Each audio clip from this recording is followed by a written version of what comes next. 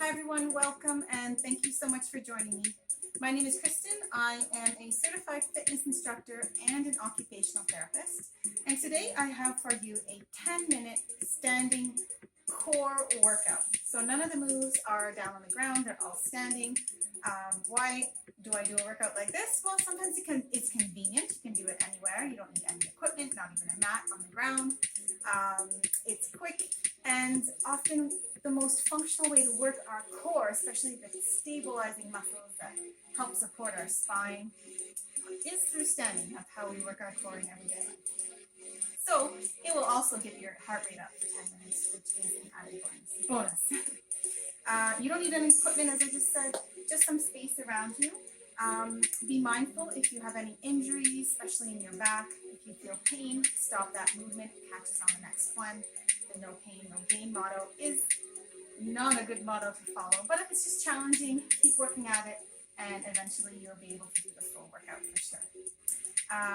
If you haven't done a warm-up yet, please do so. I've linked one down below. If you have warmed up, I invite you to make some space around you, grab your water, and let's get moving. Okay, so the first exercise is going to be an elbow to knee, and then foot, hand to foot, and then the other side, elbow to knee, hand to foot. We'll be doing 45 seconds on, 15 seconds off. Ready? Let's go. Knee, foot, knee, foot, foot, knee, foot. As you bring either the knee to the elbow or the foot to the hand, what I want your focus to be on is sucking in that stomach, crunching the abs, using the core to think about bringing that leg up. So pull the belly button into the spine, always returning to a straight standing position. 3 seconds left. Good work. Shake it out. Next, we're going to do something called a throwdown.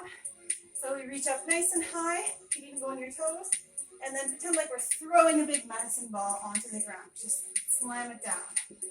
Ready? Let's go. Slam it down. Slam it down. So you could start on your feet, and if you want, you could incorporate going up on your toes if you've got the balance and you want more range of motion. So on that way down, we're doing a squat at the bottom of the throwdown. Hips are back, knees behind the toes. Slam, reach up, slam. Throw down a giant weight, medicine ball, something heavy. We're bringing up and slamming it down. 3 seconds. Good work. Shake it out.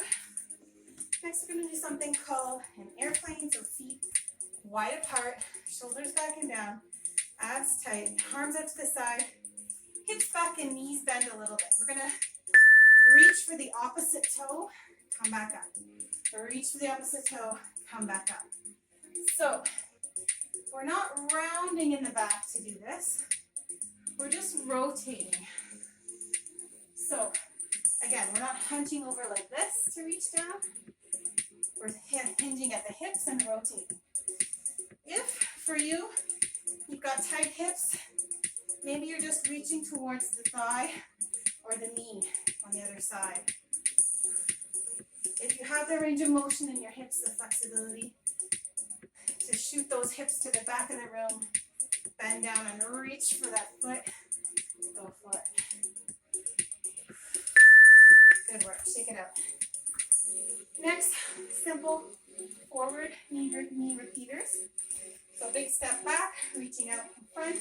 We're just going to crunch, elbows down, knees up, abs in, over and over. Let's go. Crunch, crunch.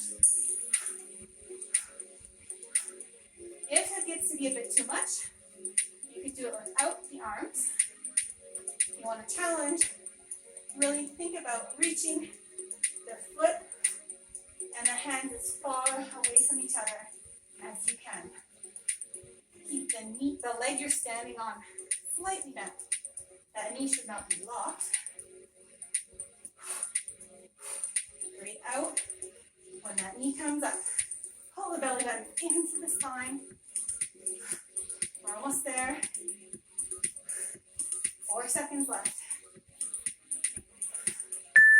Good work. Shake it out, catch your breath, because we're going to do it on the other side. All right, so start with a big step back. Shoulders back and down as always. Abs tight. Reach up above. Let's go.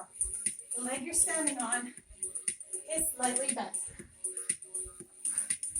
Once again, if you find the intensity is too high for you, hands come on the hips. But you're still pulling that belly button and lower abdominal wall in towards the spine the entire time. Hold that abdominal contraction. Belly button in. To keep reminding yourself, it's easy to let it go. We get distracted. The muscle gets tired. But we want to keep re-engaging. Belly button in towards the spine. 2 seconds. Good work. Catch your breath. I know I need to. Next, we're going to do something called good mornings. So, hands up by the shoulders, abs tight, knees slightly bent. We're just going to bend at the hips. Legs stay fairly straight, not locked, with a slight bend in the knees. But they don't bend, you don't really bend at the knees. We're bending at the hips. Keeping our back as straight. We're in a natural curve of the spine, let's say. Not completely straight, there's some curve there. But we're not bending like this in the middle of the abdomen. Okay, straight from here up to the shoulders, or really up to the top of the head. So here, although we are working a lot of hamstring and glutes, we're also working a lot of the deep core muscles used to stabilize the spine and keep it straight, keep us from bending at that waist. Good work, shake it out. All right, next, we're gonna do elbow to the back, so one twist, elbow to the other side, and then knee up. So elbow, elbow, knee. Elbow to the back, knee. Elbow, elbow, knee. So it's twist, twist, knee.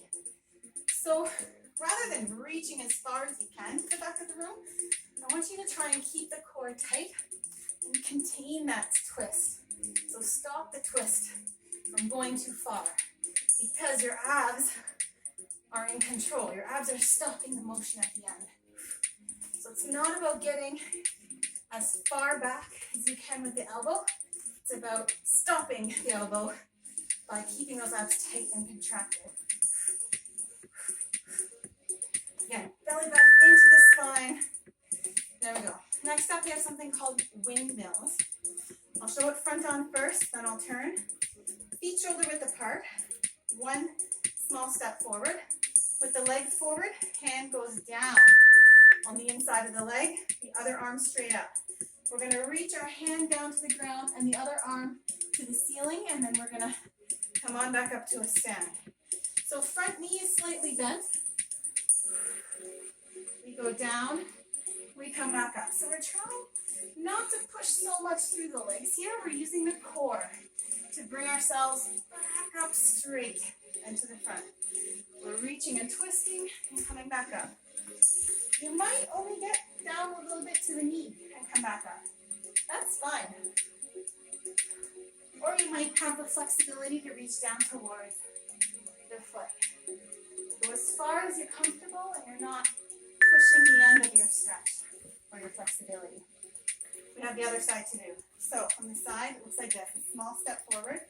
The leg that's forward, that hand is down. The leg that's back, the arm is up. So it's called a windmill. I don't know if it looks like one. Front knee is slightly bent. Again, hand slides down inside that leg. We reach the other hand to the ceiling.